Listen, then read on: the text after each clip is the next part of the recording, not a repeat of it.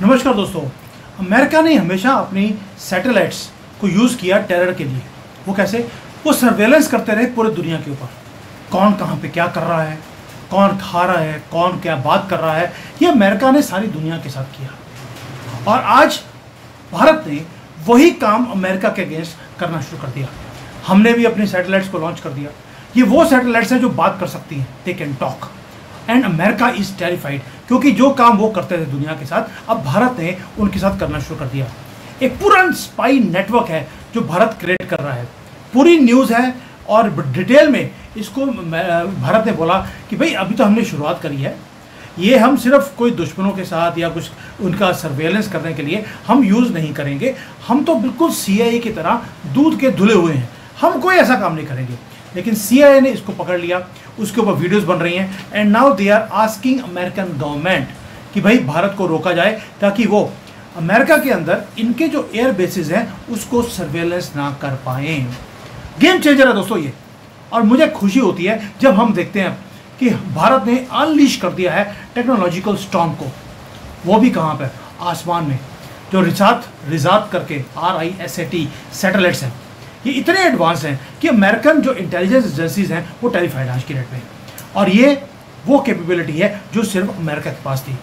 आज पैनिक है सारी दुनिया में क्योंकि हम सर्वेलेंस कर सकते हैं। And when I say that this satellites can talk, इसका मतलब है कि कोई अगर बात भी कर रहा है ये सुन सकती हैं। इतना पावरफुल ये सर्वेलेंस सिस्टम है। हमने बोल दिया ये तो सिर्फ सिंपल सर्वेलेंस है, हमारे बॉर्डर पे कौन आ रहा है जा रहा है, ये उसको करने के लिए है। लेकिन अमेरिका को मालूम है कि अमेरिका की जो ग्रेटेस्ट स्ट्रेंथ थी वो यही थी, उनकी एबिलिटी टू वॉच एवरीवन। खुद हिडन रहते थे क्योंकि स्पेस में थे, लेकिन उनके टेक्नोलॉजिकल कैपेबिलिटी के कारण उन्हें एग्जैक्टली पता होता था कहाँ पर क्या होने वाला है एडवांस में। और आज हमारी टेक्नोलॉजी ने अमेरिका को स्लीपलेस नाइट्स देने शुरू कर दिए। क्यों? क्योंकि हमने उनको उन्हीं की गेम में हराने की ठान ली है। अब अमेरिका भी स्ट्रेटजी बना रहा है इसके ऊपर। इसका टैरिफ के साथ और डोनाल्ड ट्रंप के साथ कोई लेना देना नहीं है। अब आप में से कई बुद्धिजीवी आकर यहाँ बोलते हैं ओ सर आपका तो ना हर एक जो है, एक आदमी है वो हर एक उसमें वीडियो में बोलेगा आपका तो हर एक वीडियो में नैरेटिव चेंज होता है। भैया मेरा नैरेटिव पहले दिन से था कि डोनाल्ड ट्रंप जो कर रहे हैं आपको और चाइना को इकट्ठा कर रहे हैं, और आपने इकट्ठा होना भी शुरू हो गया।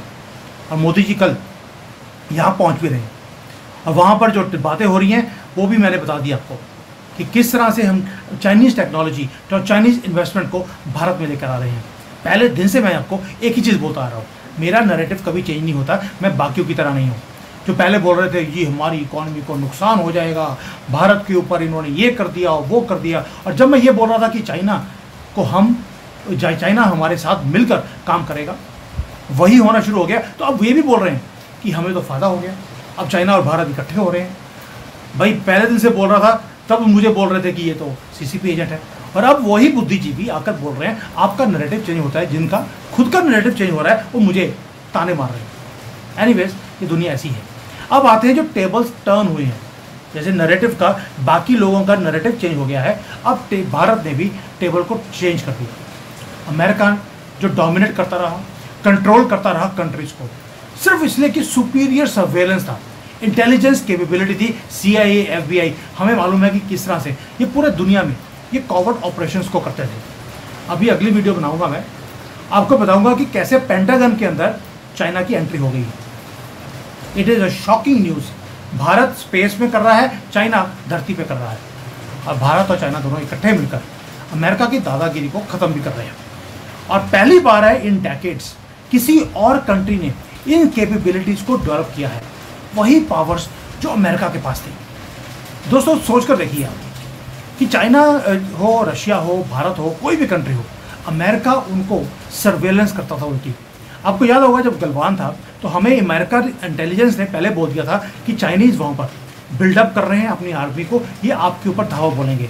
हमारी पहले से तैयारी इसीलिए थी क्योंकि हमारे पास इंटेलिजेंस शेयरिंग आ चुकी थी। और आज वही हंटर हैज़ बिकम हंटेड, यानी कि अमेरिका जो हंटर था आज खुद हंट हो रहा है। और इंडियन सैटेलाइट्स, मैं बार बार बोल रहा हूँ, कंप्लीट न्यूज़ है। हमने बोल दिया यार ये सिर्फ हमारे बॉर्डर को सर्वेलेंस करने के लिए, आपके ऊपर थोड़ा ना है। लेकिन ये जो 2 मिलिट्री सैटेलाइट्स गई हैं, अभी तो 2 गई हैं, हमारे जो इसरो और बाकी के लोग हैं, इन्होंने पहले बोल दिया ये 2 हैं, अभी 54 और जाएंगी अगले 2 साल में, यानी कि 2027-28 तक पूरा का पूरा स्पेस में हमारी ये सैटेलाइट्स पहुंचने वाली हैं, सर्वेलेंस का काम करेंगी।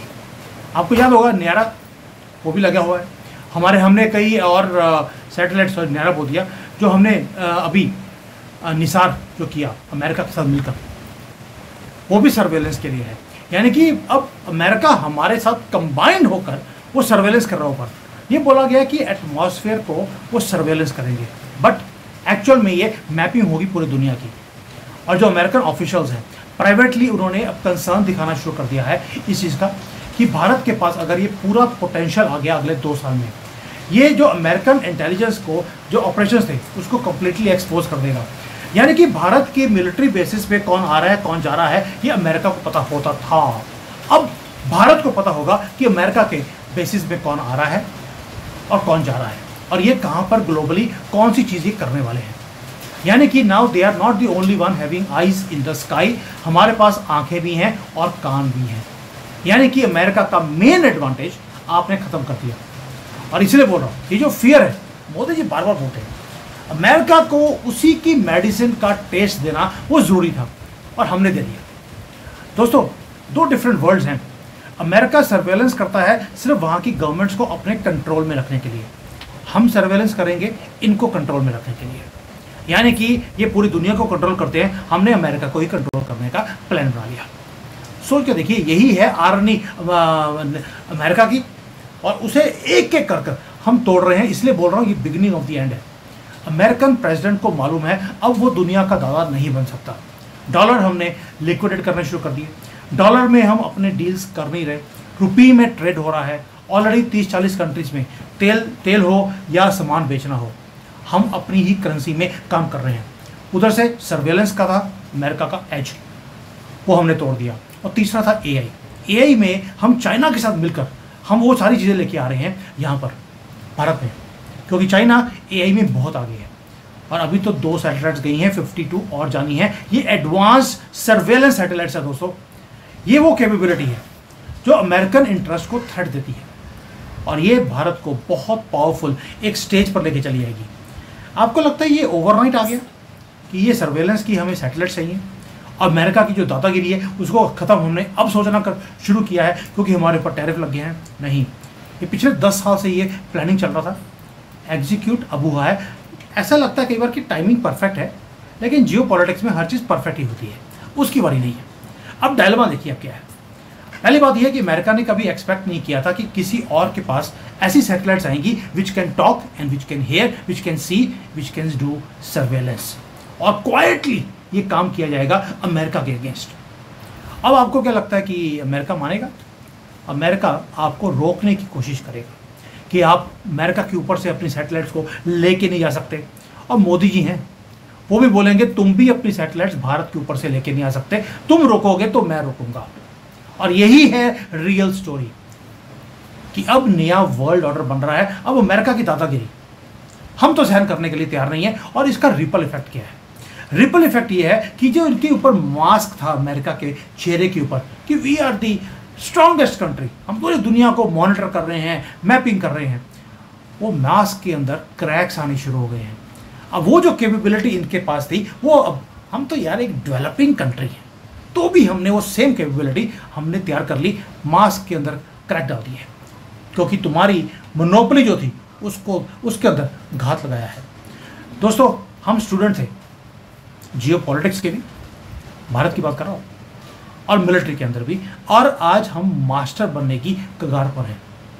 हमें मॉनिटर किया गया, हमें तंग किया गया, हमें कोई भी चीज़ अगर हमने पोखरण करने की कोशिश करी हमें रोका गया, क्योंकि इनका सर्वेलेंस सैटेलाइट्स सारा टाइम हमारे ऊपर नज़र रखे हुए थे। और आज हम इनके ऊपर, यानी कि स्टूडेंट अब मास्टर बन रहा है, किताब भी हम ही लिखेंगे।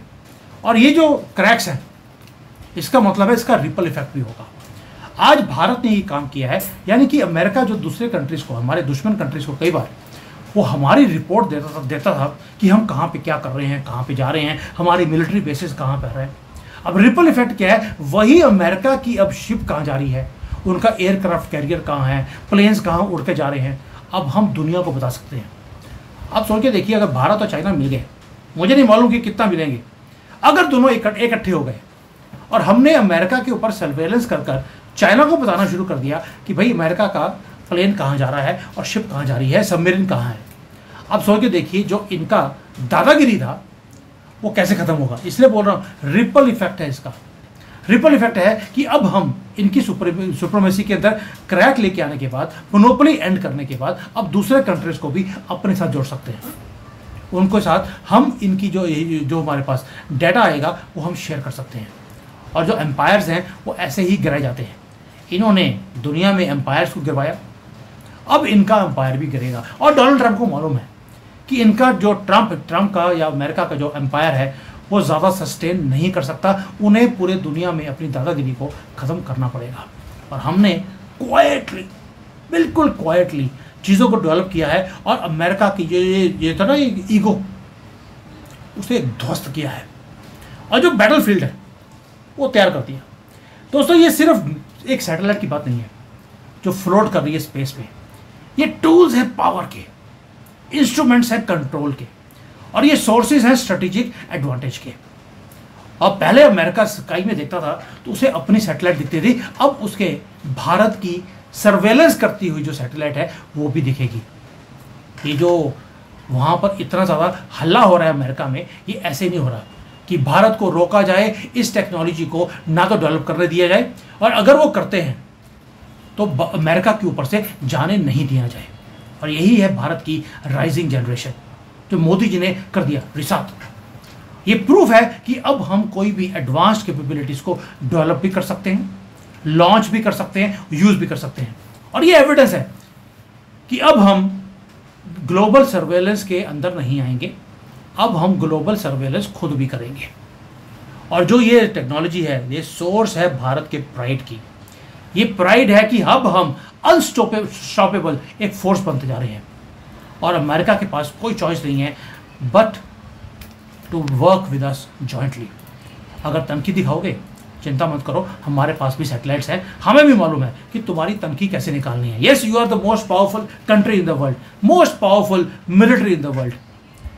F-35 गिरते जा रहे हैं हर रोज, उसका भी थोड़ा जवाब दे देते हैं यार कि F-35 रोज गिर क्यों रहा है। मोस्ट पावरफुल प्लेन हमारे यहाँ पर भी 35 दिन उड़ नहीं पाया। ये है इनकी स्ट्रेंथ, यानी कि। और सेकेंडली, पिछले 40 साल में अमेरिका ने कौन सा युद्ध जीता है वो भी मुझे बता दीजिए। छोटे छोटे कंट्रीज, वियतनाम, अफगानिस्तान, कोई कंट्री ऐसा नहीं है, सीरिया से भी इनको बेचारों को भागना पड़ा और ये अपने आप को सुपर पावर बोलते हैं। वर्ल्ड वॉर 2 के अंदर भी ये जीते क्यों? क्योंकि इन्होंने न्यूक्लियर बॉम्ब फेंक दिया था। भाई न्यूक्लियर बॉम्ब तो हम भी फेंक सकते हैं, और असमनी ने बोल भी दिया कि हम तो आधी दुनिया को ख़त्म कर सकते हैं, हमारे पास इतनी पावर है। तो आप जो जीते भी एक युद्ध, वो बिकॉज न्यूक्लियर बॉम्ब आपने फेंक दिया था against all the international norms of the world. इसलिए बोल रहा हूँ कि आज जो भारत कर रहा है, आज वर्ल्ड विटनेस कर रहा है एक नया पावर जिसको पिलर बोलते हैं, वो खड़ा हो रहा है सिर्फ एक सैटेलाइट के कारण। ये रेवोल्यूशन है, ये टेक्नोलॉजिकल अचीवमेंट है, और अब भारत उस कैपेबिलिटीज़ को गेन करता जा रहा है। ऑपरेशन सिंदूर में हमने अपनी कैपेबिलिटी ऑलरेडी दिखा दी थी, और अब जो इक्वालिटी है टेक्नोलॉजिकल, वहाँ पर हम अचीवमेंट हम करते जा रहे हैं। और इस सैटेलाइट के बाद वर्ल्ड एंड अमेरिका, इनका जो दिमाग है, it will never be the same again. Thank you. जय हिंद, वंदे मातरम।